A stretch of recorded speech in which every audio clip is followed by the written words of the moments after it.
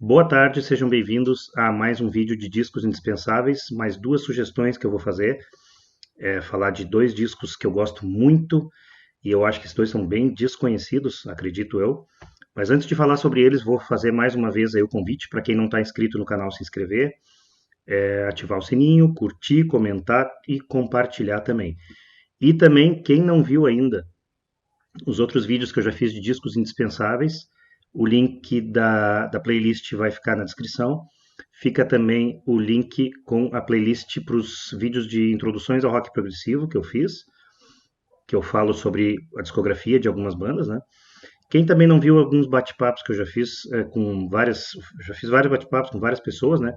E os últimos que eu fiz também com o Wagner Xavier, quem não viu, aquele do Rock Raro, fica também o link da playlist, também fica na descrição. O site, o link para o canal dele também do Wagner Xavier, né, o Rock Raro. Vou deixar também o link do canal dele na descrição.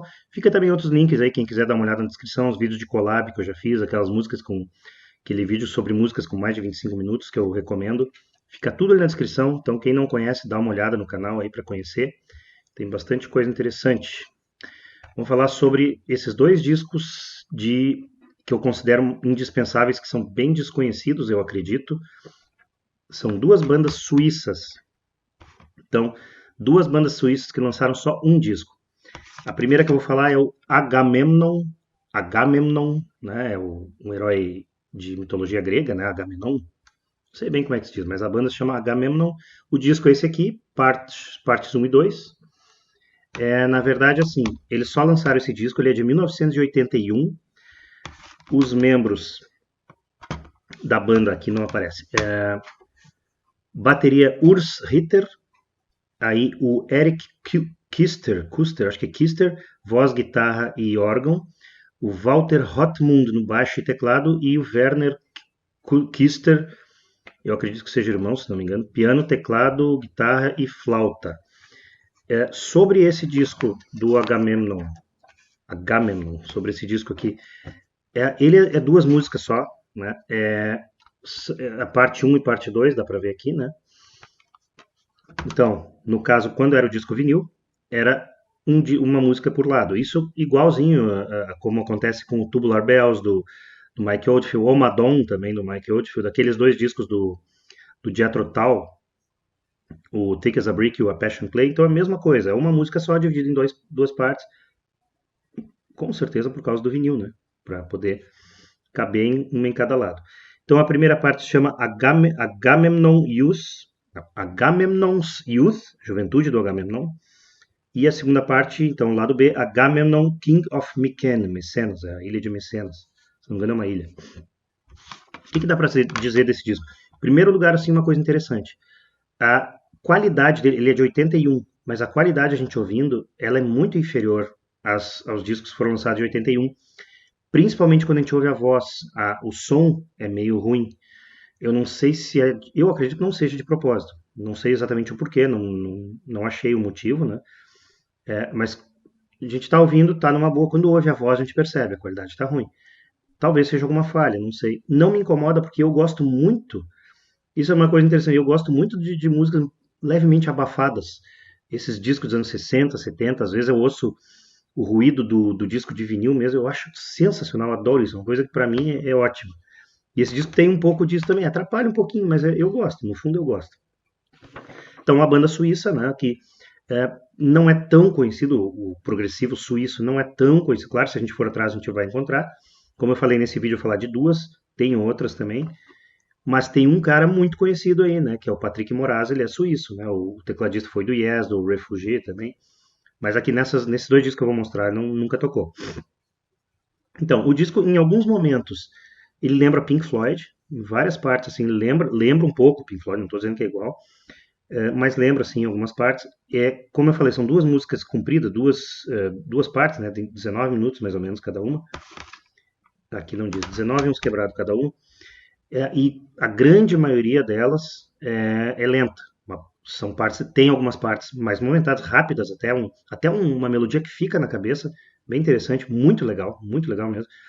E a parte lenta que eu digo não é aquilo sem bateria, não é só um órgãozinho e tal. Não, tem muita parte lenta com uma levada de bateria que é lenta. Mas é sensacional, todas essas partes assim são muito bonitas. A parte lenta é muito bonita, mas tem uns dedilhados assim também sensacionais. O teclado também é muito bom. E quanto à flauta, eu falei que tem flauta, é mais no final da primeira faixa, fica bem mais perceptível, a gente consegue ouvir bem. E na segunda faixa ela tem mais flauta do que na primeira. Então tem um solo bem legal de flauta e tem alguns solos de guitarra também, vários solos de guitarra durante a música. Ou seja, é aquele disco que dá pra dizer, aquelas músicas que dá pra dizer que tem um pouco de tudo. Tem uma parte, sobre a flauta, uma coisa interessante, ouvindo, para mim aquilo é flauta doce, não é transversa, e é o mais comum, pelo menos no rock progressivo, é a transversa. A gente ouve bastante a flauta transversa. Nesse caso, para mim é flauta doce aquilo ali.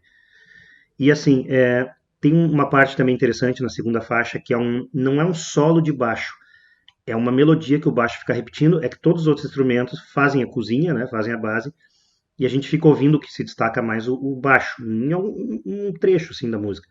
Se não me engano, perto dos 11, 12 minutos da segunda faixa. E fica aquela parte que é um baixo, não exatamente um solo, ele fica repetindo uma melodia muito legal, e de repente entra um solo de teclado sensacional com essa base. É fantástica essa parte aí. Mas assim, no geral, disco muito bom, altamente recomendável. Em alguns momentos na primeira audição a pessoa pode achar um pouquinho arrastada. Por que eu digo isso? Porque para mim foi assim, a primeira vez que eu vi eu gostei pra caramba, mas achei um pouquinho arrastada, mas na segunda, da segunda audição para adiante, já achei bem melhor. Bem melhor. É só ouvir com calma, assim, esse tipo de música a gente tem que ouvir com calma, prestando bem atenção, porque vale a pena, é muito legal. Então, disco indispensável, com certeza, do Agamemnon, único disco dessa banda, de 1981. Muito bom.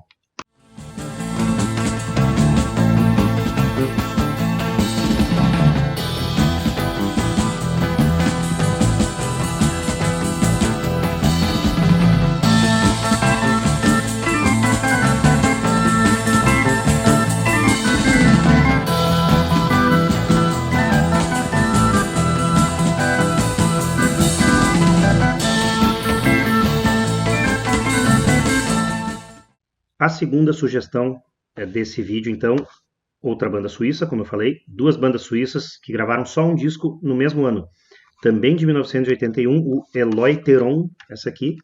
O disco se chama Lost Paradise, em inglês, né? Uma banda suíça, assim como o Agamemnon canta em inglês, o Eleutheron também, as músicas todas têm nome em inglês. Ele, quando canta em inglês, tem pouca voz, muito pouca. São 9 músicas, 3 são cantadas e são em inglês também. Tem uma que depois eu vou falar que tem um sotaque diferente ali. Os membros da banda, eu não sei se são irmãos também, tem 3 com o mesmo sobrenome. O Christian Frey, voz, teclado, piano. Martin Frey, teclado e piano também. Eu não sei quais fazem em quais músicas, qual deles toca em quais, ou de repente os dois tocam um pouco em cada uma, não sei. Fato é que o piano dá show. Eu vou depois entrar em detalhes, mas dá show nesse disco aqui. Eu não sei qual dos dois, talvez os dois toquem demais. Tem o Stefan Frey também. Esse é tudo que é sopro ali, é com ele. Flauta, corno inglês, corneta, trompete, sax. Corno inglês é um instrumento muito legal de orquestra que eu conhecia já, mas faz, sei lá, uns 10 anos que eu ouvi falar a primeira vez do corno inglês. Não, mais de 10 anos. Acho que uns 15 anos que eu ouvi falar a primeira vez de corno inglês. É um instrumento, para quem não conhece, bem interessante. É da família do oboé, das madeiras, né? Ele tem uma palheta, tipo o oboé, ele tem uma palheta, só que o oboé é reto e o corno inglês tem uma leve curvatura, assim, né? Lembra um pouquinho o sax, mas lembra muito o oboé também. Muito legal o som desse instrumento. Os outros membros, tem mais 3 aqui. Harry Scherer, baixo, guitarra, sintetizador, voz. O Danny Heyman na bateria e o Michi Winkler, ou Winkler, eu acho, na guitarra. Esse disco aqui, em alguns momentos, mas muito pouco, se teve algumas partes aqui, principalmente na primeira faixa, que eu lembrei de Greenslade. Para quem conhece a Greenslade, a banda do Dave Greenslade, né? Muito legal, muito legal. O Greenslade é fantástico essa banda. Em alguns momentos eu ouvi assim, mas parece que eu tô me lembrando uma música de quem mesmo? Daí eu lembrei do Greenslade. Em alguns momentos dela, principalmente a primeira faixa.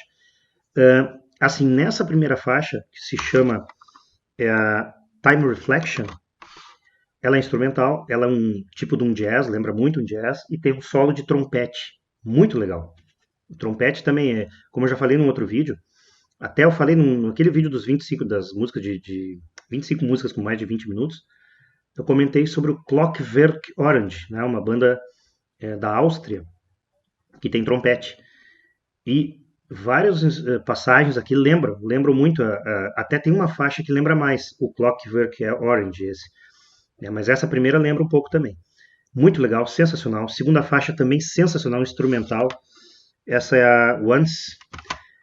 Essa tem um solo de corda em inglês, que a primeira vez que eu ouvi eu pensei, opa, um solinho de sax ali, daí eu ouvi melhor, isso não é sax. É o corda inglês esse. É muito legal, tem um solo ali. Para quem não conhece o som, ouçam. Once, essa aqui tem o solo que tem ali de sopro, é corda inglês. Fantástica a música. A terceira faixa, também instrumental. Essa já é mais movimentada, as duas primeiras eram um pouquinho mais lentas. Fantasia é o nome dela. Essa tem também outra sensacional, como eu falei, mais movimentada, tem solo de guitarra, um solo de flauta, assim, show, sensacional. O piano já começa a mostrar também, aquele, na verdade não que ele começa, ele já, todas as músicas ele é muito bom, mas é que depois ele dá um show, e nesse piano, nessa faixa o piano já está começando a destruir também. Mais uma faixa instrumental sensacional também. A quarta faixa, que é Where, essa é a primeira cantada, talvez a mais fraca do disco, mas ela não é ruim, ela não é uma música fraca. As outras é que são muito boas. Ela é mais movimentada, uma música mais movimentada, assim, então ela em alguns momentos, por que é fraca? Me soa um pouco,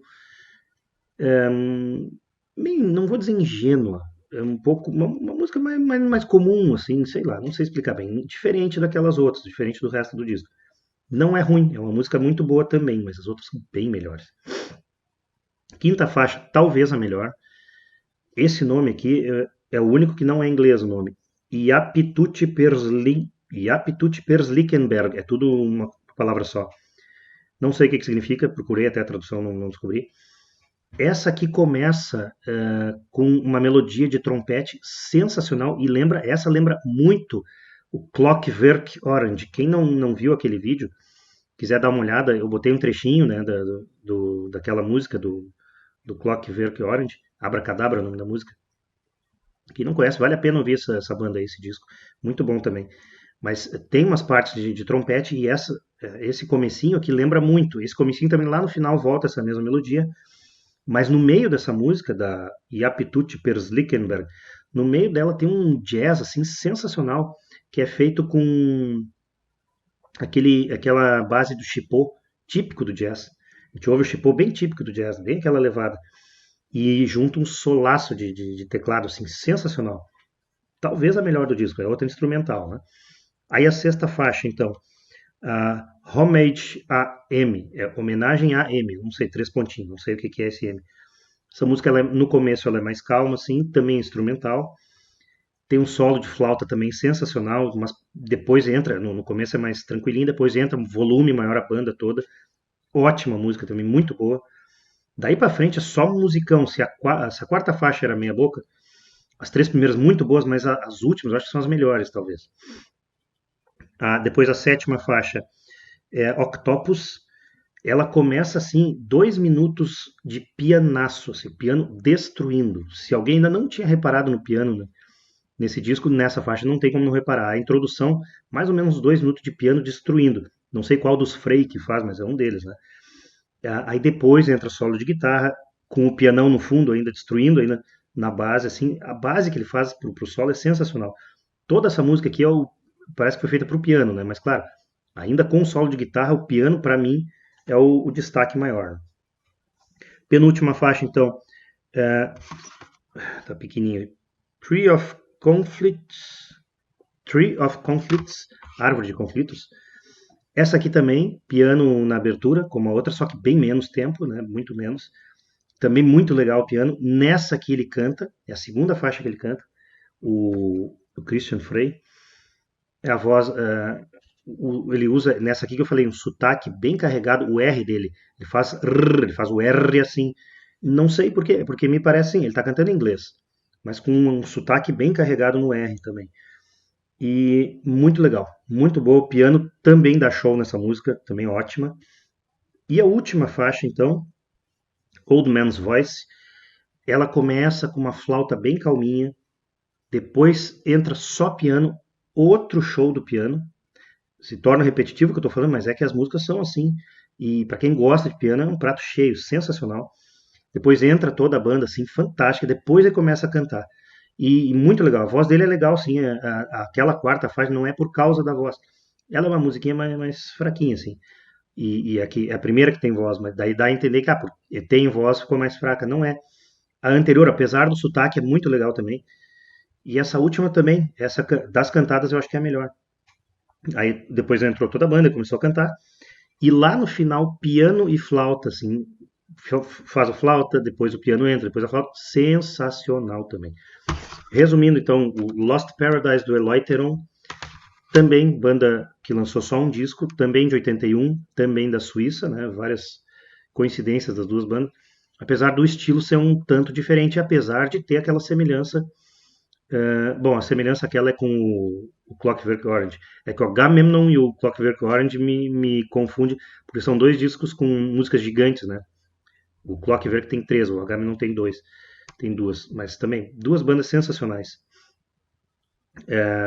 Mas enfim, assim como o Agamemnon, para mim também é um disco indispensável. São dois discos excelentes, um pouquinho diferente um do outro. A qualidade sonora desse é bem melhor, né? Não sei exatamente o que aconteceu no anterior, mas desse aqui é bem melhor. Resumindo, assim, para quem gosta de um pianão assim, e partes de jazz, sensacional esse disco aqui, muito bom, vale a pena ter.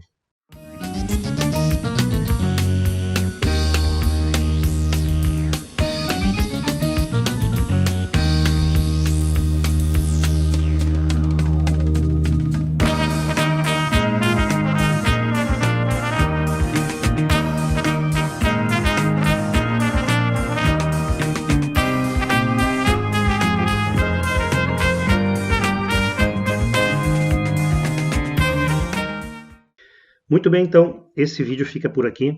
Foram duas bandas suíças, que eu até não tenho tanta coisa de bandas suíças. Tem alguma coisa a mais, além, claro, do Patrick Moraz, que é suíço, né?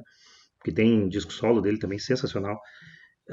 Até uma hora dessa, talvez eu possa fazer algum vídeo sobre esse disco dele também. Possivelmente eu faça. Mas hoje foram sobre esses dois aqui, o Agamemnon e o Eleutheron. Duas bandas suíças de 1981, só lançaram um disco, não sei exatamente porquê. Parece que os membros já tinham tocado em outras bandas anteriores, mas que tanto numa como a outra, parece que a história também é parecida, que eles já tocaram em bandas anteriores, mas que essa teria sido a melhor de alguns membros dela, teria sido as melhores bandas que cada um tocou. Eu não sei dizer porque eu não conheço as outras, mas com certeza esses dois discos são sensacionais, vale muito a pena ter. Então, para mim, sim, indispensáveis. Muito obrigado, então, a todos que estão assistindo e até o próximo vídeo. Valeu!